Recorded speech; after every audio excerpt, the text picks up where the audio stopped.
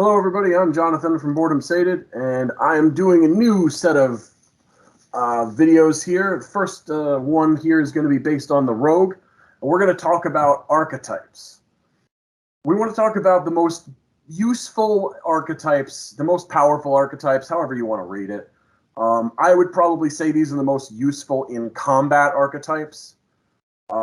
Therefore, you could call them the most powerful for those purposes. Now, Rogue has 9 archetypes that are official at this point, and there are a couple of them that are pretty bad, there are a couple of them that are fine, and there are a couple of them that are a little more powerful than the rest. But before we can really get started about talking about the most powerful, you really can't start without talking about the Assassin. So the Assassin is not officially on my list of 3, but it is at the same time. And the reason why is because of the definition and how you use the word assassinate. And the word, more specifically, surprise. Surprise, as it's written in the 5th edition book, is completely based on actually being stealthed and them not seeing you in stealth when a combat occurs. And in general, you're probably going to have to be the one that initiates the combat. Because if they're initiating the combat, they're not surprised by anything. They might be surprised by you specifically if you've rolled high enough on your stealth. So if we use the definition as written in the book, assassinate is incredibly difficult to use, and it is the entire reason why the assassin is even reasonable, let alone good. With assassinate, you have advantage on attack rolls against any creature that hasn't taken a turn in combat yet. And if you score a hit against that creature, they are critical hit instead. Auto crits are huge. Even if it's only in the first round of combat, that's still huge. But if you cannot get it unless you do a very specific set of actions that slow down the game massively, it takes away from the game, it takes away from the play, and it makes it so that the assassinate's barely worth it anyway, since again, it only happens once per combat. They do get Death Strike at level 17, which makes it so that if you can get Assassinate off, it does that much more damage, but that still relies on the concept of surprise in order to work. Now, in 3.5, and in a lot of the ways most players, or many players at least, play it, if you go before an opponent in the first round of combat, they are considered surprised that you've gone first. So basically, you get that one Assassinate attempt, which would make it so you would get that one chance at an auto critical and one chance at that Death Strike. If you play it that way, which again, in almost every game I've ever played, we've played it that way because it makes assassination even decent. It makes that so that the assassin is probably one of the more powerful ones, and it would probably be in my top 3 at that point. Which is the conversation there. It's your decision as to whether you would put the Rogue Assassin up there or not. You also get Infiltration Expertise, which is fine. You get Imposter, which, again, is fine. It makes it so you can kind of play Hitman. But that's really all you're getting here. And in general, it's like its utility is not exactly the best for this. So Rogue Assassin is only good if you play with Assassin in the right way or if your GM is being a little lenient. Now, let's talk about the 3 that I think are actually good all the time. First one I want to talk about is the Swashbuckler. The Swashbuckler is from Xanathar's Guide to Everything. The first thing they get is incredibly cool. It's called Fancy Footwork. When you choose this archetype at level 3, you learn how to land a strike and then slip away without reprisal. During your turn, if you make a melee attack against a creature, that creature cannot make opportunity attacks against you for the rest of the turn. So, remember, you're a rogue. You use your bonus action, go in, walk up to them, make fun of them a little bit, attack them. Even if you miss, you just walk right away. No penalties, no problems. You can just walk in, walk out, and do that every round. They have to move to make it you can attack them. And if your speed is higher than theirs, that's real good. The other thing you get at level 3 is Rakish Audacity. First things first, with that, you get a bonus to initiative equal to your charisma modifier, which is cool. Second, you gain an additional way to sneak attack. You don't need advantage on attack rolls to use your sneak attack against a creature you are within 5 feet of, as long as no other creature is within 5 feet of you. They can still be within 5 feet of your opponent. You still have to not have a disadvantage on the attack roll, but all the rules still apply. The reason why this is great is because you now have the ability to sneak attack if they don't know you're there, the ability to sneak attack if you have a friend next to them, and the ability to sneak attack as long as no other enemy is next to you.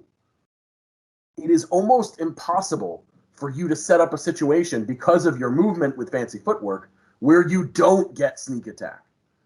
And that is incredibly cool. At level 9, you get Panache.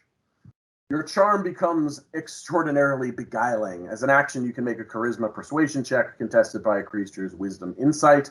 The creature must be able to hear you, and the two of you must share language.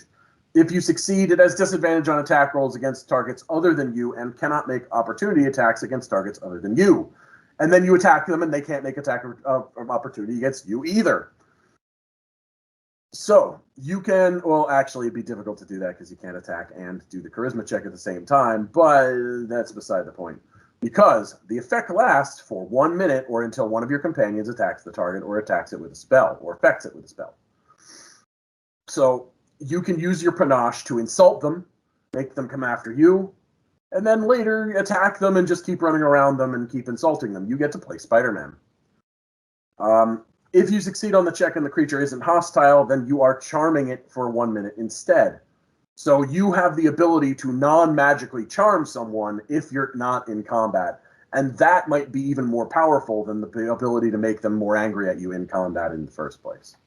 Next, starting at 13, you get a bonus action on your turn to gain advantage on the next dexterity, acrobatics, or strength athletics check, which basically just means that, again, you are a swashbuckler. You're dexty. You move around nicely. It's a thing. It's cool. And finally, Master Duelist. Once per short or long rest, if you miss on an attack roll, you can just say, no, I didn't miss on that attack roll, and attack it with advantage instead. Just, I attack with advantage after you miss. And again, that's just very cool. Swashbuckler has a lot of really cool abilities to it. It's got, the charisma modifier base, which means that you can go ahead and play this if you're doing, a swashbuckler style campaign, like on a boat or anything like that. And the ability to always get sneak attack is incredibly useful, even if your friends are not there to help you. The next one that I would talk about would be the Arcane Trickster. Everyone should probably know what the Arcane Trickster does, which of course is you get Mage Hand +2 and then Mage Hand +3 cantrips, and you get spell slots. Starting at 3rd, you have 2 spell slots. At 4th, you have 3 first-level spell slots. At 7, you get some second-level spell slots. At 13, you get some third-level spell slots. And at 19, you get a 4th-level spell slot. Most of these spells must be either enchantment or illusion, but having illusion spells doesn't suck because I like invisibility as much as the next person.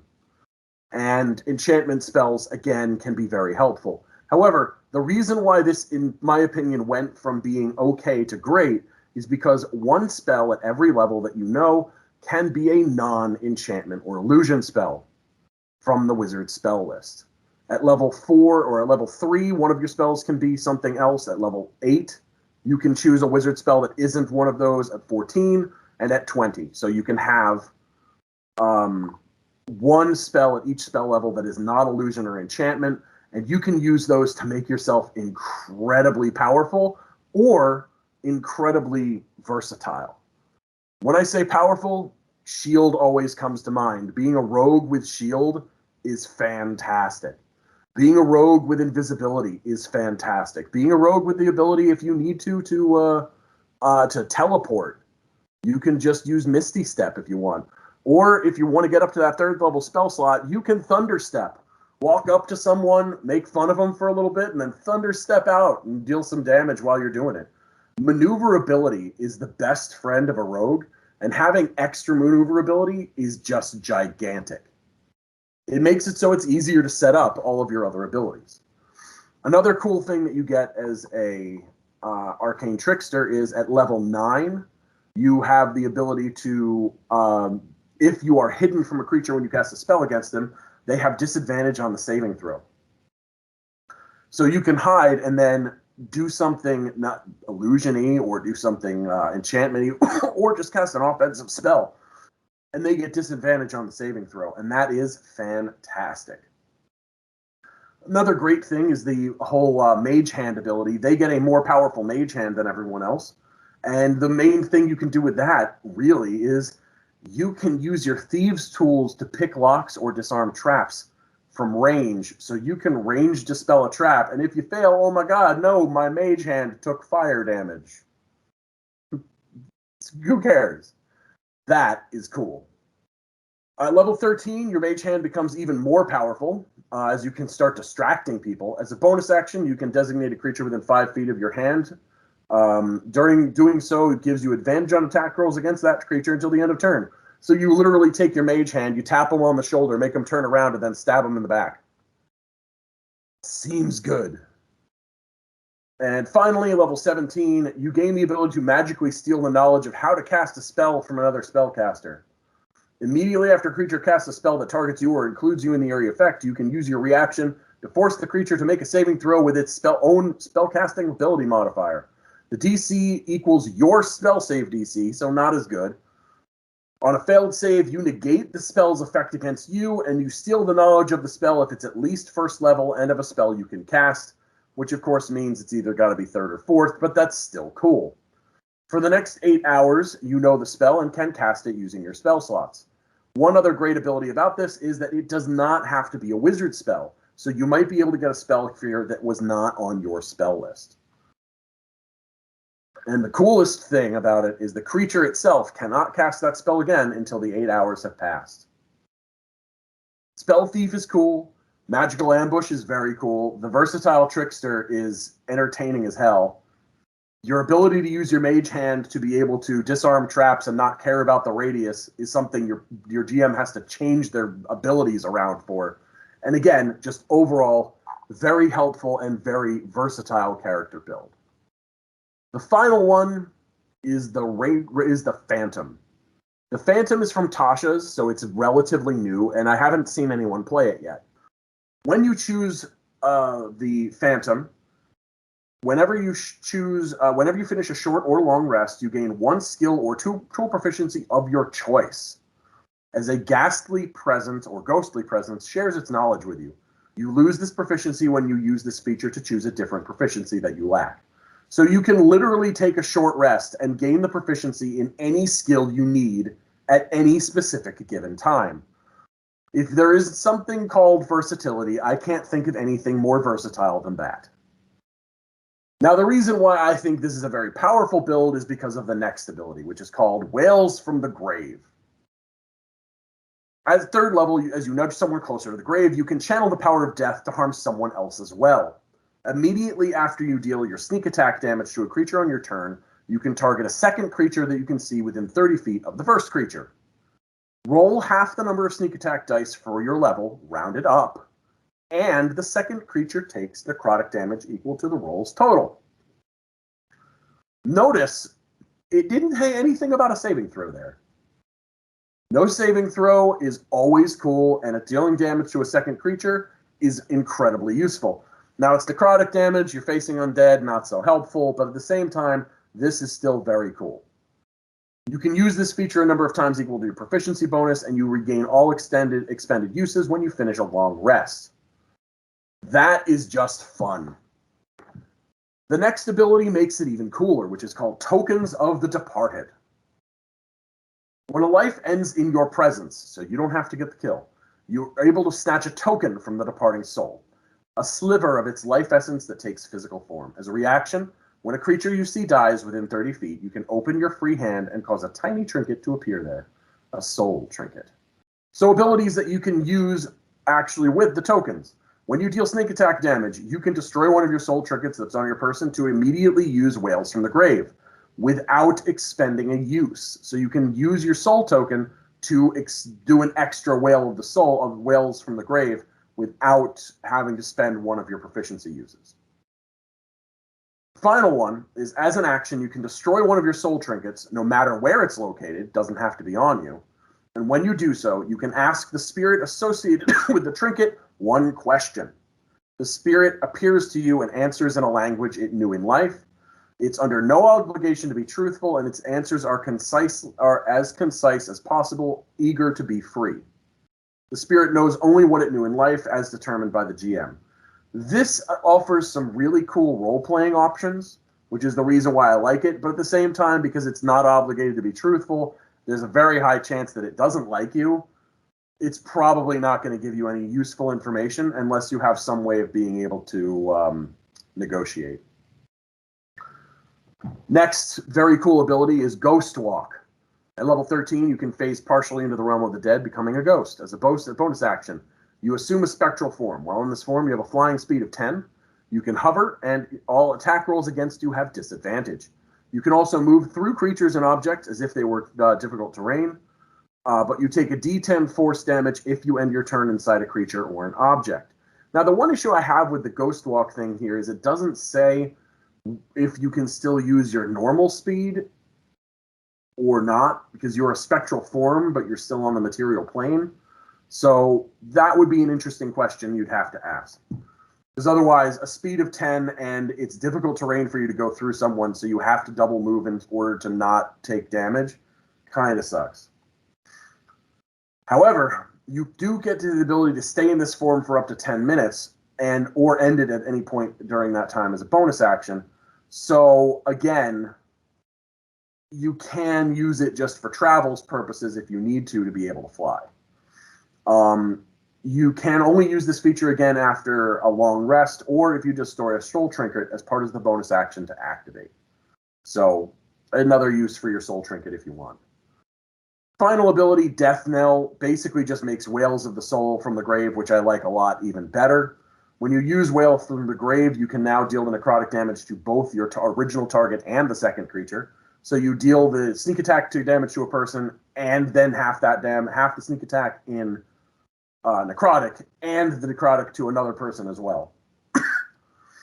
And the final ability there is that at the end of a long rest, if you don't have a soul trinket, you get a soul trinket, as the spirits of the dead are drawn to you, and they really, really want to come and help you out. Now, some of these abilities, some of these rogue traits, they're very different. Your base rogue is still going to be the same, so you still have the ability to sneak attack, you still have all of your other fun stuff. All of these are just interesting, and honestly, again, they do additional damage, they have powerful abilities, so it depends on what your goal is as to which of the three you personally would use.